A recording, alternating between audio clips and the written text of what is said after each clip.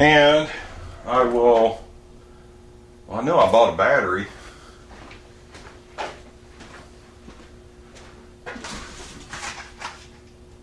That's the old battery. Oh, this box is wet. Oh, I hope that ain't battery acid.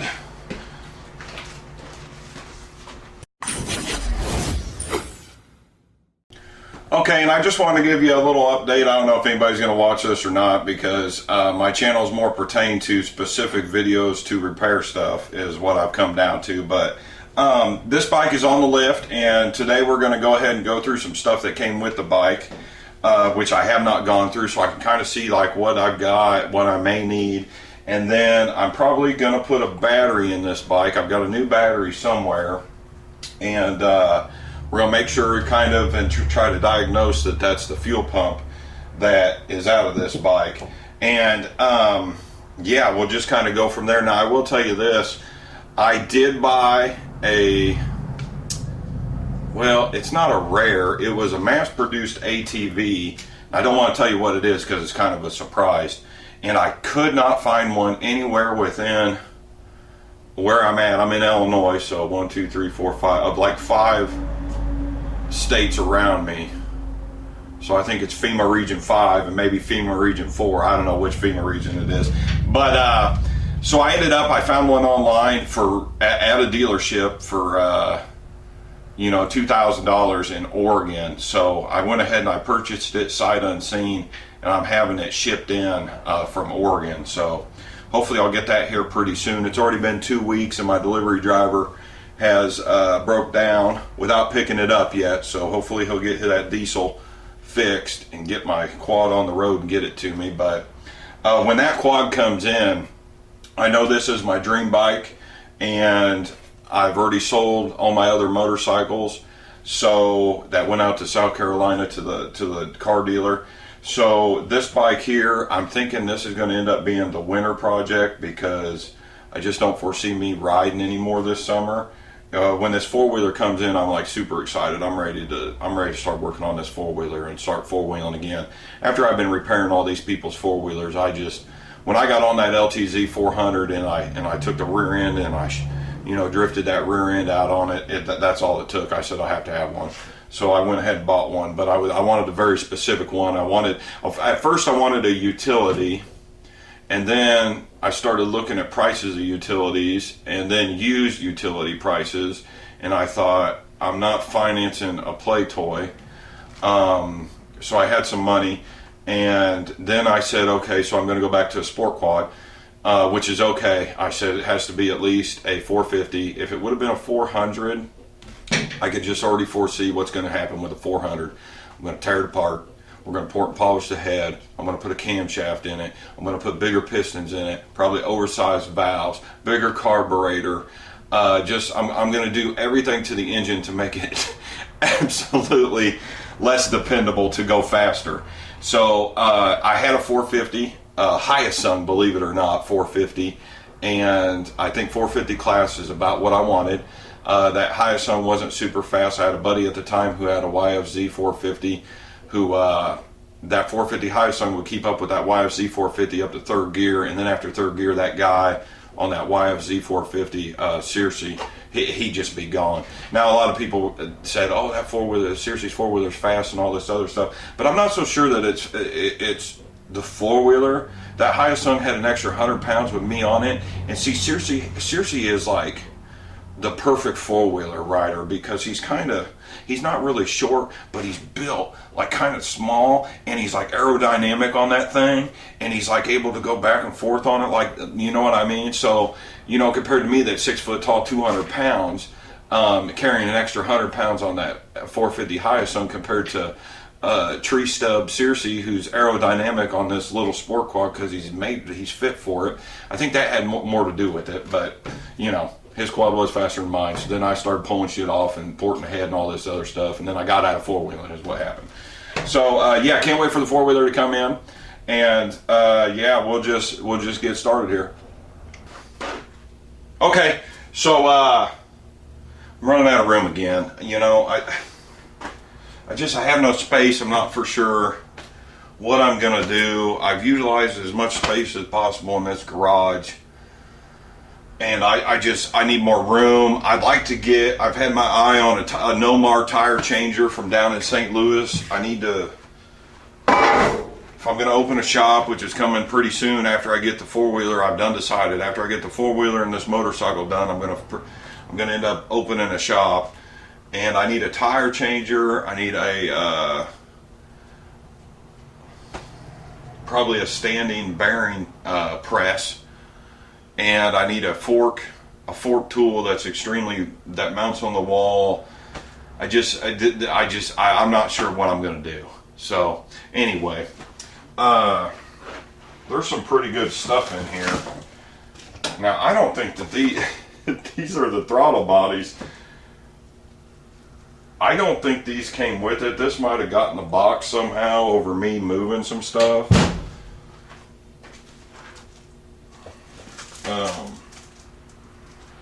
We've got mustache party self-adhesive mustaches, which that didn't come with it. That come from another video.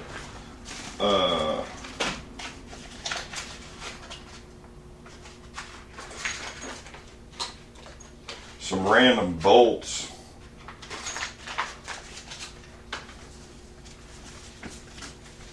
This is weather adhesive. I'm not so sure that it's. Now I will tell you this. I do know some guys have used this stuff in between the air ducts to actually seal the air ducts up that go into the air box. That might be what this is for. The guy that I bought this from was a mechanic, so that's why I believe 100% what he told me on the fuel pump. And then when we showed up at his house, and he had 2 lifts, it looked like a Norton in the background that he was working on, and he knew. I was so rushed for time. I would have liked to stay and talk to him, but he knew that one of the S&S Harley part manufacturers that I think he grew up with one of them, and he called one of them a dickhead. I do remember that, which is fucking hilarious. But yeah, this definitely, some of this stuff is from, okay, so we've got some more random metal parts here. I'm almost thinking there's a plug there. I'm thinking that some of this is from the exhaust system. And some brackets here. Okay. This is getting weirder. Now we got weather stripping. Now this is like for a car. Huh. Ooh. This is actually a gold mine piece here.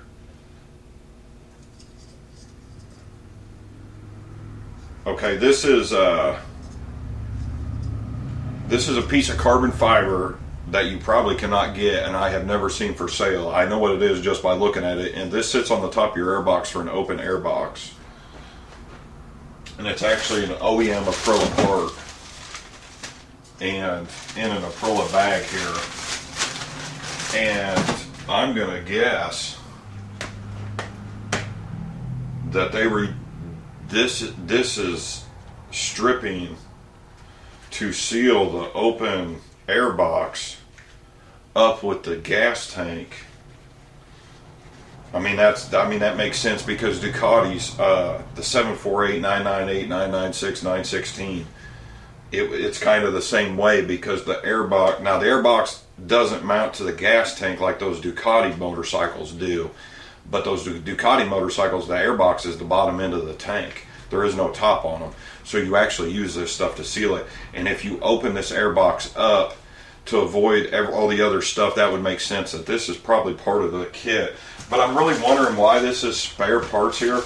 Now the guy that he had got this from, it was extremely wealthy, so it doesn't surprise me that these are OEM parts. And this bike did, he told me, get laid down on the side. I'm really interested when I pull the gas tank out because I'm almost certain that this is going to be underneath of there. It's going to be an open air box because I can remember him telling me that there was a piece of carbon fiber right before the velocity stack when it fell, which tells me something carbon fiber broke.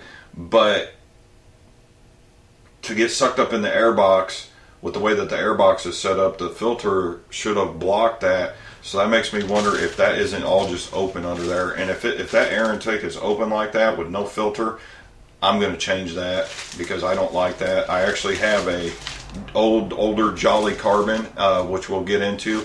Let me tell you something. If you're going to modify the air box with your open air box and you're wanting to get more airflow into your engine, that Jolly Carbon, and I'll put the link below. I was going to build a bike with 57mm throttle bodies and had him custom make me I don't know if it was the first one he did, carbon fiber open air box tray, but he redesigned it now that he is getting more horsepower out of that, and his craftsmanship is top notch.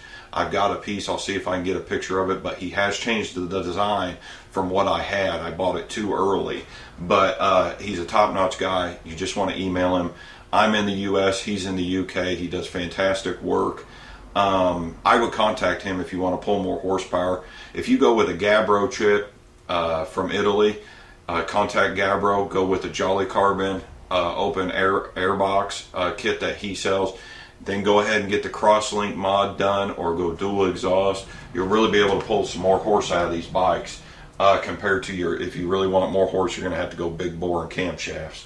But that's just really the cheapest option to go on these bikes is crosslink mod, open air box, EPROM chip. The dyno jet tuners, they really don't, you're going to get more fuel if you put it on a dyno, but this is actually a gasket for the, I believe this would be the clutch side, which makes me wonder, it might be the other side,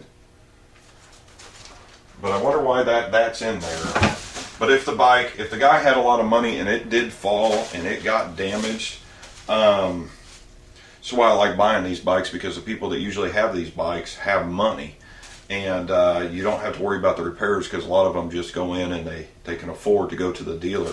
Where now it's getting to the point where a lot of these bikes are getting age on them, and the people that are buying them don't have any money, and then all of a sudden, like here we go with Ducatis again. Like Ducatis around here, the dealership had just shut down, and automatically if you buy a Ducati and you don't have the maintenance records for the timing belts or the valve adjustment, you need to drive that thing right into the Ducati shop and have them do that work, or you could possibly just be messing with a time bomb. You could buy a bike, put 50 miles on it, and have that timing belt break or slip off. And if you don't know what you're doing, you should not be doing that. Those timing belts adjustments, that's the reason why there's a Ducati Tech 1, 2, and 3. These people go to school for all that stuff. And sometimes if you don't know how to do it, even I'm going to tell you, the Ducatis that I have on, go right up to that shop. When I had a problem with my last Aprilia, I called them up. I said, I've got a problem. Guess what? You're going to have to bite the bullet and spend the $200. They'll solve the problem. They had it done in 20 minutes. So, and we've just got a windscreen here.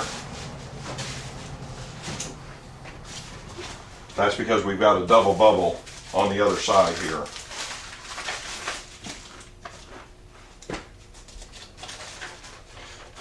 These are the instructions for the carbon fiber heel guards. These are OEM parts. I can't even imagine what those cost. Okay, here we go again. Here's some more information from you. On the Aprilia Facebook groups and on the forums, there's a guy named Russ Ray, I believe is his name. I've gone through him on a couple things. He does fantastic carbon fiber work as well. I got my heel guards, my tank protectors, my side tank sliders from him. He makes front and rear fenders. He does take a little bit of time, but it's handmade, top notch, and it's much cheaper than OEM. So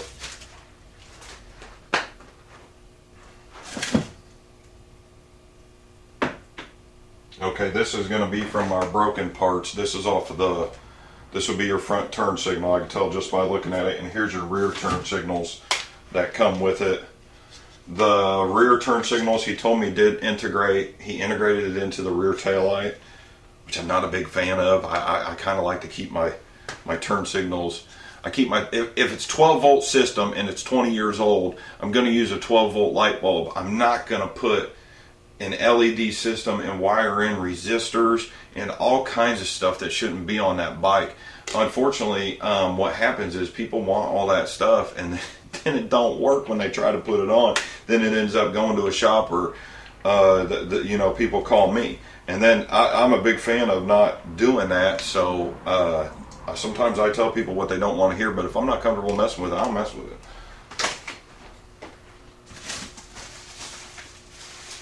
All these bags of all this paperwork say Aprilia on it.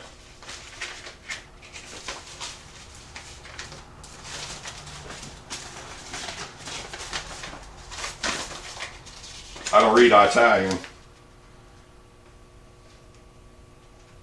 This is for the carbon fiber chain slider, OEM. Man, that shit. That stuff costs so much money, these OEM parts. But then again, this is an R model bike. When this bike was bought, it was $30,000. So the person that bought this originally had some cash. You know, you didn't just go in 2000 and say, oh, I'm going to go finance this, blah, blah, blah. These bikes weren't super commonly produced. Every dealership kind of got a couple of them. They were produced enough that there was a flow of inventory of them. But you know, it's not the SP model where they only made 150.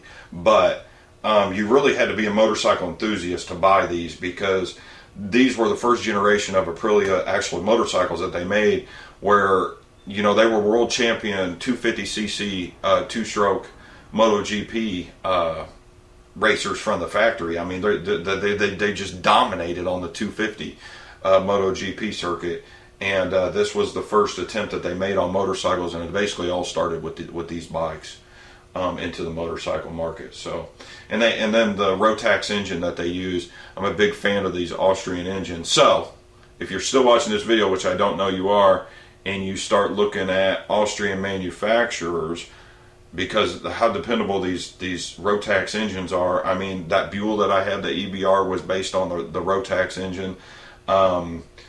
You know, Harley Davidson really screwed up when they pulled the Buell. Between Harley and Buell, Harley wanted to put Harley engines in those Buell motorcycles, and Eric Buell could not race those Harley Davidson engines because they would not produce enough power. So he went to the Rotax Austrian built engines, and they were liquid cooled. You know, for Harley wants air cooled. So once he started putting those liquid cooled Rotax Austrian built engines into those Buells, all of a sudden they started competing in the MotoGP circuit, because those Harley engines just can't compete. They just don't have the R&D. Look, those Harley engines are over 100 years old. I understand why people buy them. They're nostalgic. Maybe your dad had one and all this other stuff. But, you know, right now in the market in 2019, you could see Harley's been working on some development stuff. But I'm going to tell you what, I think it's almost too late for Harley. I'm expecting a bankruptcy out of Harley.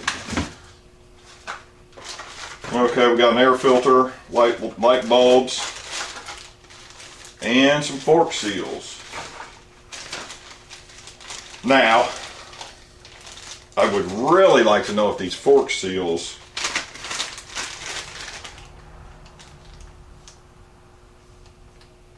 were the used ones. I mean, I can't really tell if they're used or new. They appear to be new. And they're Olin's brand.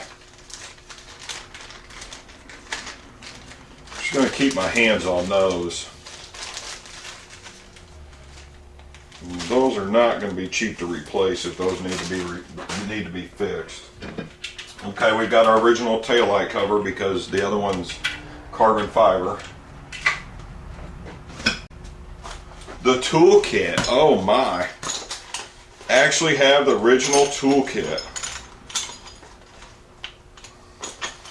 You have to have that if you want something to add to the bike that you'll never use. We got our pieces. There's our heel guards. our OEM chain slider, because we got carbon fiber on there. Okay, so we have,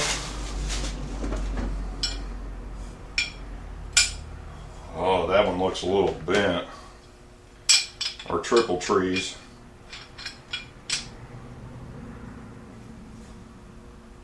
And I would say it got laid over on this side. This has just a very slight bend. And this is what tells you right here when you start looking at this stuff that the previous owner had money. Because someone that didn't have money, this just has a little bend in it. Just barely. They would not have replaced this. So it probably went right back to the shop, and that was part of the bill to get replaced.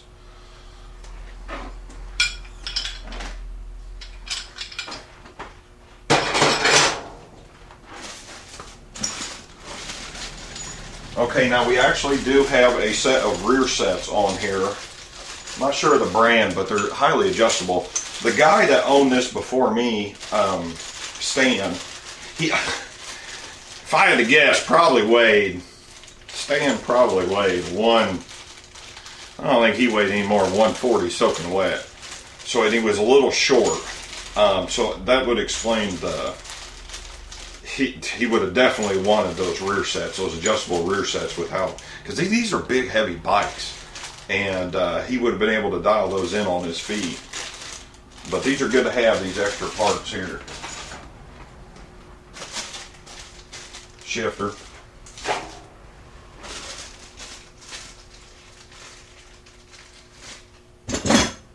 There's our license plate cover.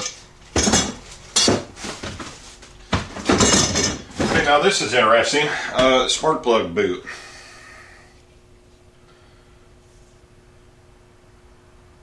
Now, I will tell you, on my 2001, the cables got so brittle that I ended up replacing them. However, I do remember again that he had mentioned to me that, I want to say he upgraded, he was an old school tuner.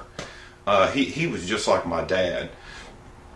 You know, that's why I think kind of the fuel pump went out of it, because I believe he told me he put a fuel pressure regulator from Evolution, which, if anybody knows, Aprilia is, you know, Evolution made some parts for them, which are really super hard to find now, which allows you to adjust the fuel pressure to the fuel injectors. And I think it might have turted that fuel pump out in that gas tank. So I think he replaced the wires too, and the coils.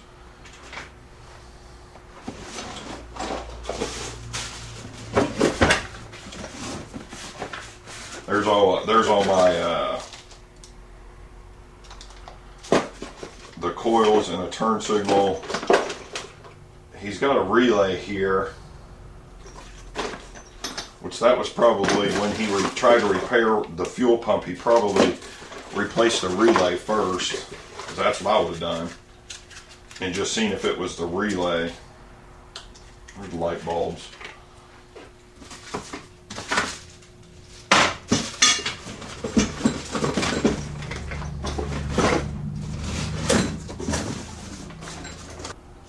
Frame slider. Ain't damaged.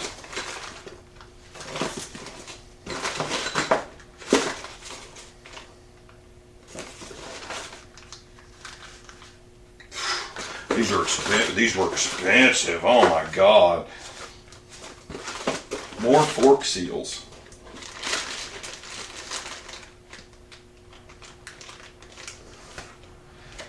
I'll bet you he changed the fluid in there and went through the internals of it and bought the wrong fork seals and bought another set. Because these are the frame sliders, top dollar stuff. These ain't no Chinese frame sliders. These are Euro racing, and you can't even find this stuff anymore. They don't even make this stuff anymore. When this stuff comes up for sale, if you see it on eBay or something, buy it if you need it. But there's a seal in here, and these O-rings would be your internal seals on your, and there's two of them. Yeah, I'm going to say he rebuilt these forks. It's not going to surprise me. You know what? I've got his phone number. I'm going to end up calling him. It's not going to surprise me if he didn't revalve these forks. When I bought this bike, he said 5-weight oil is what he used. Well, Olin's, that's what you would use, would be 5-weight. I did a video on rebuilding my 2001 that I run 5-weight. A lot of people say, oh, you want 10 to 20. Well, I wanted 5. Guess what? It started being a lot more responsive once I put the 5 in it because I know what the hell I'm doing. But I bet you he revalved that whole front end, and he's got the rear suspension. So when I get this bike running, it's not going to surprise me at all that this suspension is going to be like real soft. And with my weight, you know, 60, 70, almost 80 pounds heavier than that guy, I'm going to have to be doing some suspension work. But yeah, there's some good stuff in here. Kind of waiting to see what, I didn't think this video was going to go on this long, so what I'm going to do is I'm just going to finish it here, and hopefully you'll stay tuned and see what's going on. I'll let this battery charge, and then I'll come out tomorrow and see, we'll put the battery to it and see what I can come up with, and maybe if it's thrown some, well, it won't throw any codes because the battery's been off of it. There's a plug-in on the side that you could double check off the dash, but might get the fuel tank removed and start on the fuel pump. I've got everything now for the fuel pump. So thanks for watching. Check the links below, and as always, I run Amsoil on everything I got, even these European bikes, 15W50. If you buy, use referral code 5541460. It really helps me out so I can keep making videos. I can't keep making videos if I can't get some income coming in, you know. So if any purchase will really help me. So yeah, just keep watching. We'll get this bike running eventually. So I trust this guy 100%. I usually don't like buying stuff that don't run, and I'm getting to the point where I don't want to work on stuff that don't run. That LTZ 400 that came into my garage with that carburetor where it leaked 4 gallon worth of gas over 3 years into that carburetor. That's one of the worst carburetors I ever seen in my life. If I would have known that that was going to be an issue like that, I wouldn't even have worked on the thing. So anyway, I'm out of here.